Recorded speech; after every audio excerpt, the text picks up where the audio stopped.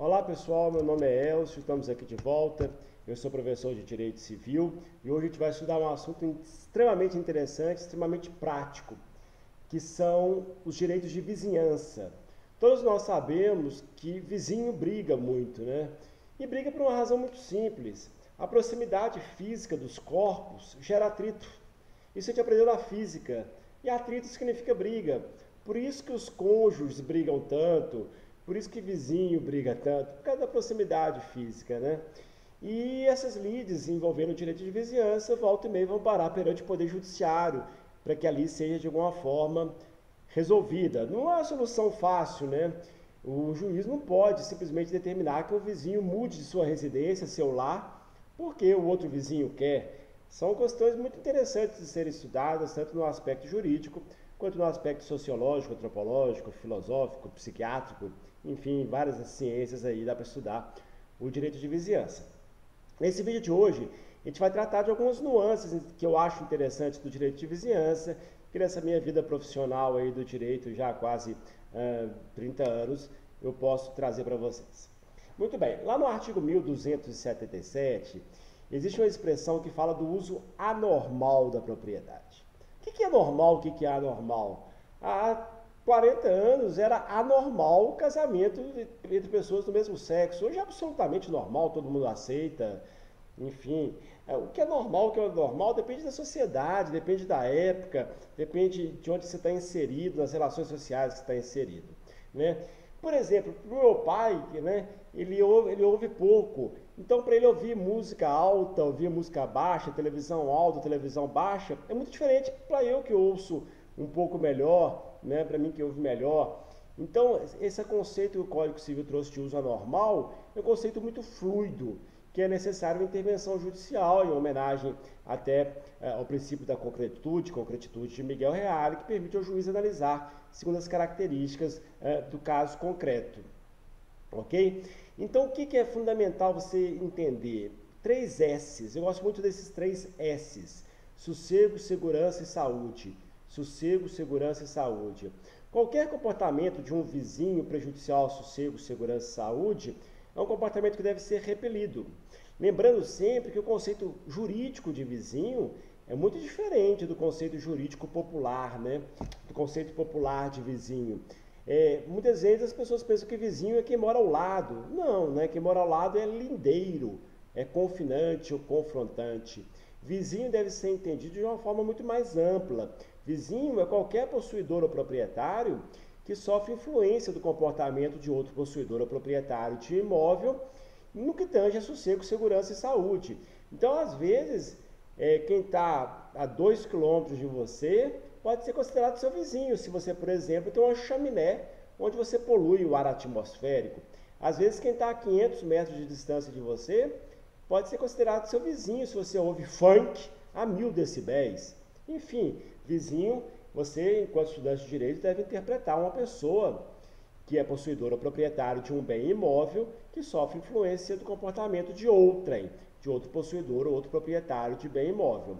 Esse comportamento pode ser prejudicial ao sossego, como, por exemplo, a música alta, a segurança, por exemplo, construir muros sem um RT, sem um engenheiro, sem uma planta, muros que podem cair, né? Fazer muros de arrimo sem devida responsabilidade técnica, né? Problema de segurança, ou ainda questões de saúde, poluição do ar atmosférico, né? Por exemplo, se você tem uma indústria e você polui em desconformidade com as normas do CONAMA, no órgão de meio ambiente, você comete um ato ilícito e você está prejudicando o seu vizinho, e aquele vizinho pode contratar um advogado, deve contratar um advogado e postular no juízo que cesse aquele comportamento danoso, prejudicial ao sossego, segurança ou saúde. É importante o artigo 1279, quando ele fala em atenuar. Vou contar um caso interessante para vocês que eu vivi quando eu era mais jovem, quando eu estava na faculdade ainda. Aqui em Belo Horizonte tinha uma boate da moda, tinha filas enormes para entrar, né? Eu não frequentava muito porque eu não tinha muita grana para ir, era uma boate cara, eu me lembro bem disso. E essa boate foi aberta num bairro eminentemente residencial, naquela época residencial. E a boate começou a funcionar e fazer muito sucesso, obviamente música alta, e os vizinhos contrataram um advogado, a associação de bairro contratou um advogado, para mover uma ação para fechar a boate. E perderam.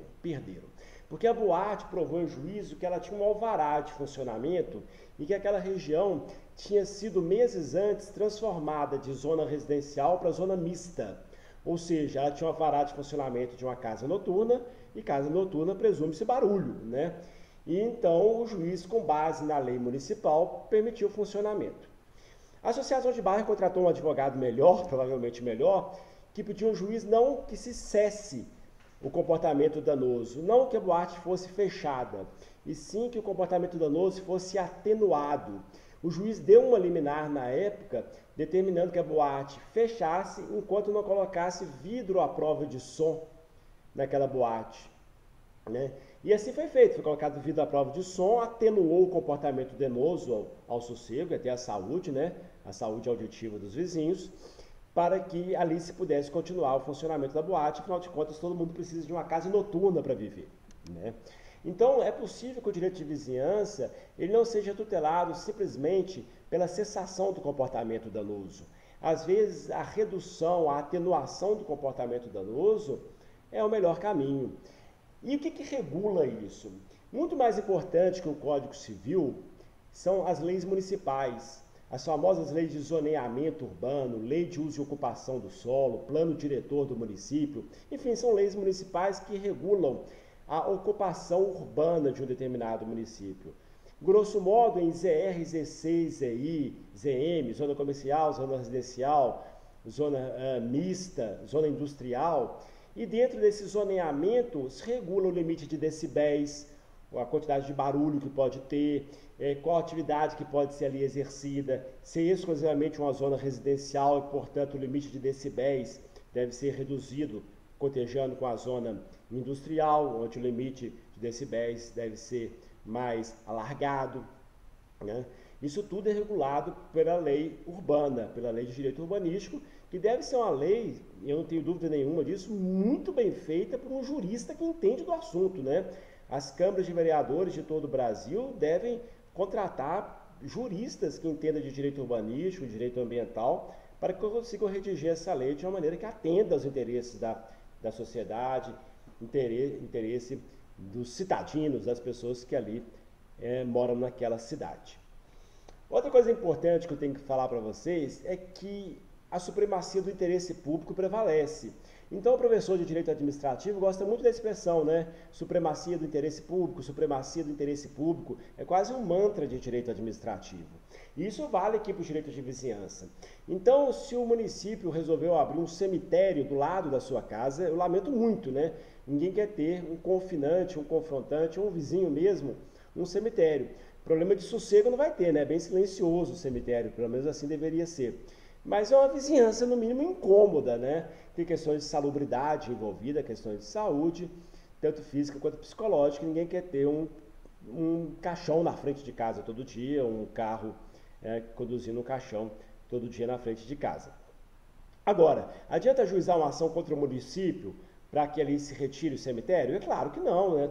Todo município tem que ter um cemitério, ou vale também para um hospital, né? Ou até uma escola infantil, que é uma péssima vizinhança. Mas, enfim, se é uma escola pública, o interesse da educação, da saúde, ou lugar para colocar nossos mortos, é um interesse social relevante e a supremacia do interesse público certamente tem que prevalecer. Outra informação, uma ação que costuma cair em prova de concurso, quando o examinador é um chato, que é a famosa ação de dano infecto, com fulcro no artigo 1280 do Código Civil. O que é a ação de dano infecto?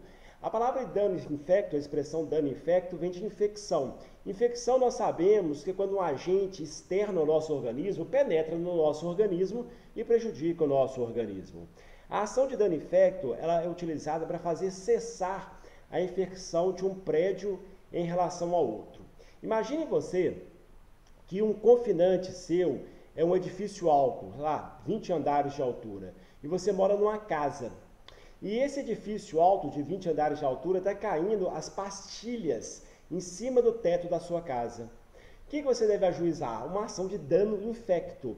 cujo pedido dirigido ao magistrado é fazer cessar a infecção, fazer cessar aquele dano que você está sofrendo em razão de um agente externo, de um vizinho, de um confinante que está te prejudicando, ok?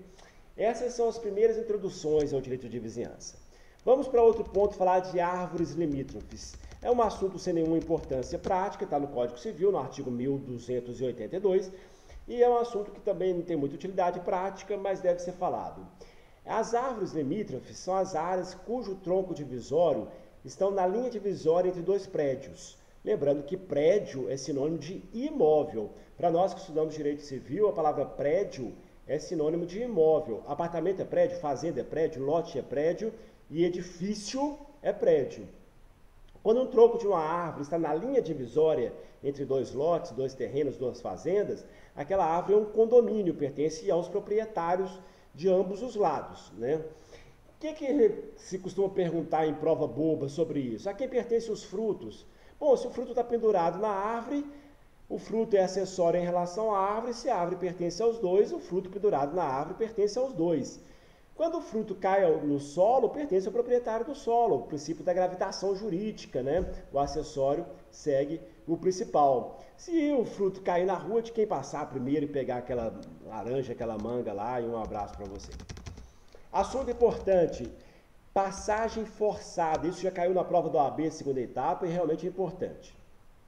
Se você é proprietário ou possuidor de um imóvel encravado, um imóvel que não tem saída para lugar nenhum, que só chega de helicóptero, você tem o direito potestativo de exigir do seu lindeiro, do seu confinante, do seu confrontante, direito de passagem. Por isso chama passagem forçada lá no 1285.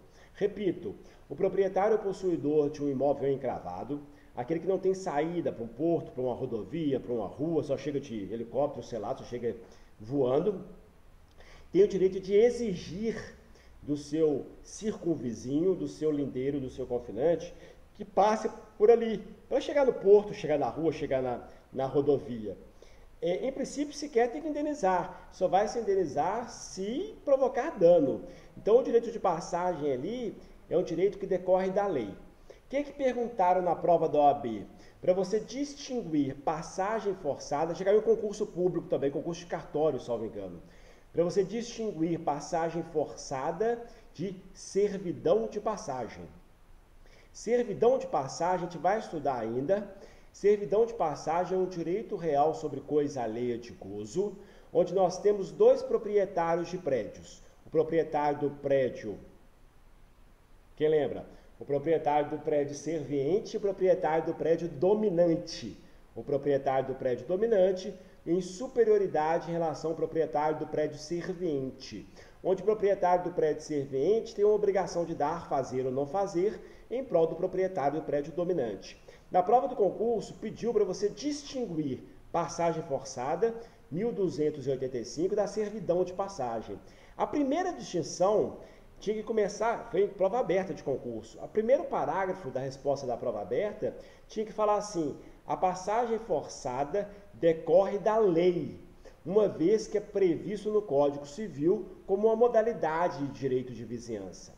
Enquanto a servidão de passagem, que a gente vai estudar ainda, não necessariamente decorre da lei, pode decorrer da vontade das partes envolvidas, da vontade do proprietário do prédio dominante e do proprietário do prédio serviente. Existem outras diferenças que você tem que aprender, mas a primeira diferença que eu tenho que falar nesse momento da aula é a origem da passagem forçada. A natureza jurídica da passagem forçada é uma imposição legal em prol de um proprietário do prédio confinante, graças aos direitos de vizinhança lá do artigo 1285. Essa passagem forçada foi objeto de um enunciado, o enunciado 88 do CJF. O enunciado 88 do CJF deu uma hermenêutica ampliativa ao artigo 1285.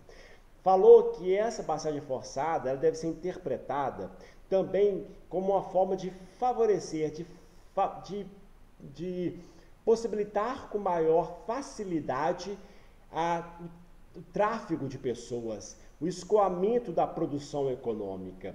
Então veja bem, se você tem um terreno que não é encravado, mas para você chegar na rodovia você tem que andar 30 quilômetros, enquanto se você cortar caminho pelo terreno confinante, você vai andar 30 metros, segundo esse enunciado, você também poderia exigir a passagem forçada por parte daquele terreno confinante que facilitaria a sua vida em muitos e muitos quilômetros.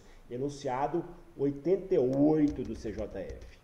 Esse mesmo raciocínio que eu fiz para a passagem forçada também deve ser aplicado à passagem de cabos e tubulações.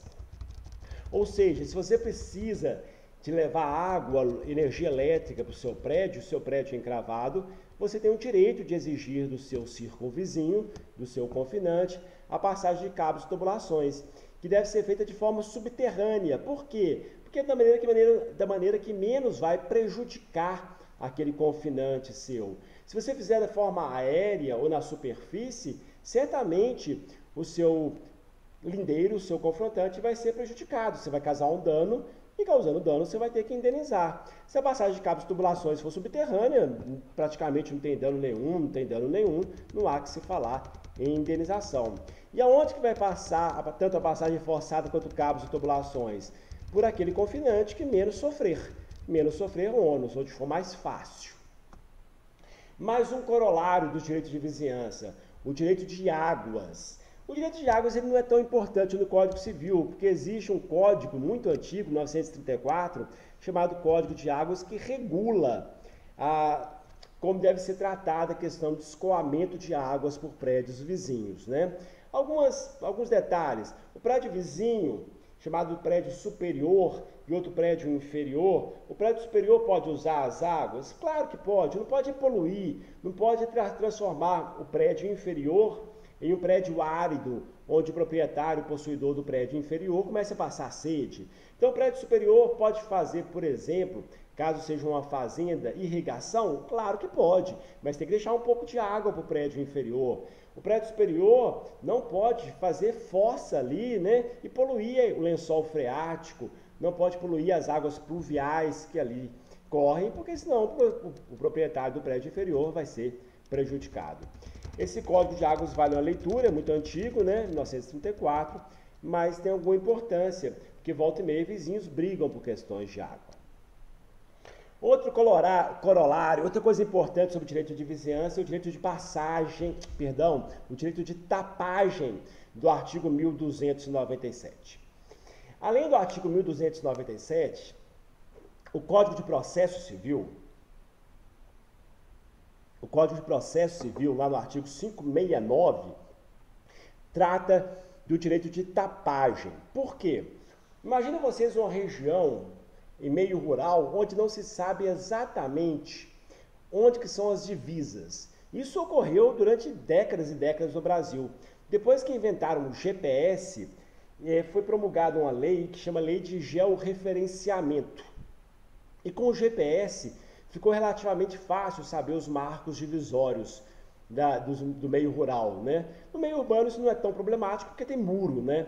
Mas no meio rural, 2 metros para cá, 2 metros para lá, ou muito mais, 200 metros, dependendo da extensão da fazenda, é imperceptível, né? No meio urbano, normalmente tem muro e 1 metro a mais, 1 metro a menos é fácil perceber, mas no meio rural não. Então o artigo 569 do CPC, ele prevê um tipo de demanda chamada ação demarcatória, que tem por objetivo, tem por escopo, como o próprio nome diz, demarcar, ou seja, fixar os marcos divisórios dos prédios, das fazendas, 569 do CPC.